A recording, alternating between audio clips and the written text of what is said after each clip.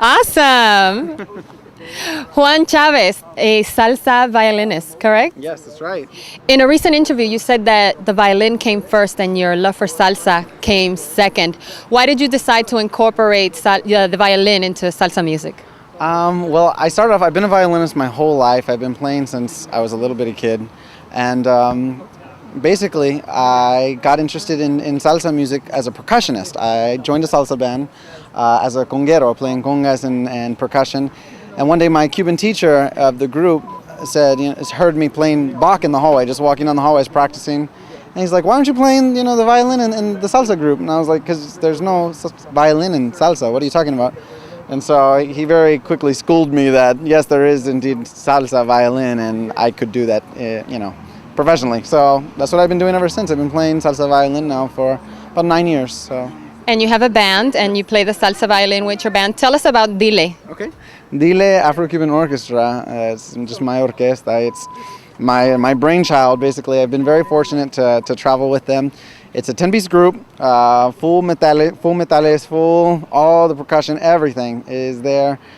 We play new school salsa music arrangements of older stuff, some originals of mine, and yeah, we've been fortunate to travel a little bit. We've been able to play a few festivals. We played the Kennedy Center recently, and yeah, we got to record recently also at XM Satellite Radio, which gets released next month as part of their Latin American Heritage special. So that music will be available for purchase. That's right, it will be. So there's 6 tracks, all my arrangements and recordings and writings, and yeah, salsa music, so you can dance and enjoy it.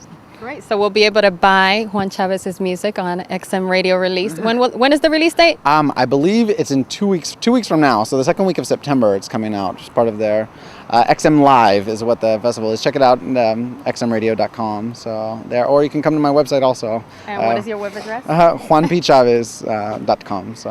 Okay, now let's talk about the name Dile. Why did you choose that for your band? As we all know, it means like, tell them. Yeah. So what is it that Dile is telling us? It's kind of a funny story. It was really creative at first and a play on words, and then it kind of didn't wind up so when I moved to Boston. My band originally I started in Dallas, and it was DLE, Dallas Latin Ensemble, but also had that play on words. Right.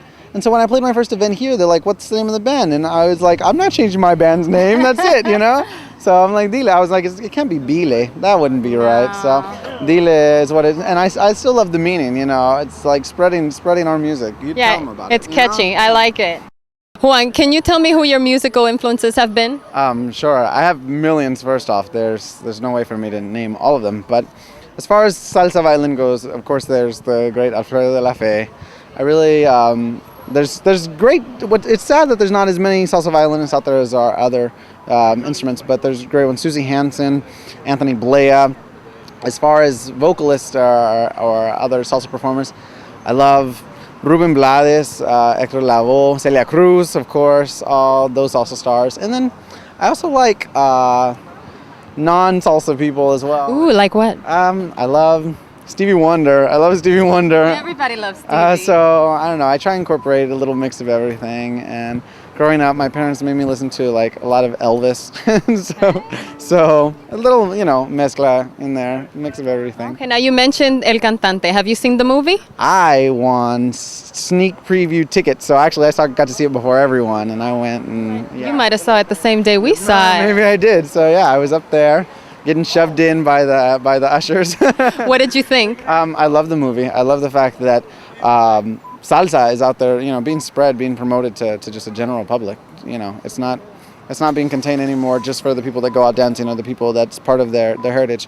Anybody can go out now and know, and not just one of our salsa greats, but get to hear just the music in general, the rhythms that make us love it so much. Okay, so for the salsa greats that are still around now, do you see yourself collaborating with any of them in the future?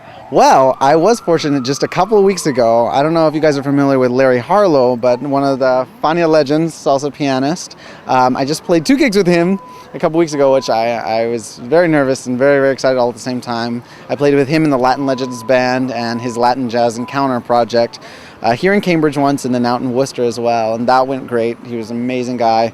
Amazing players were on that gig. So that was a dream come true. I'm trying to contact as many as I can. I'm not afraid to get on the phone and be like, hey, can I sit in with you? Hey. Well, this is your opportunity to send messages out to anyone. They all watch our show. Yeah, no, I love all the younger.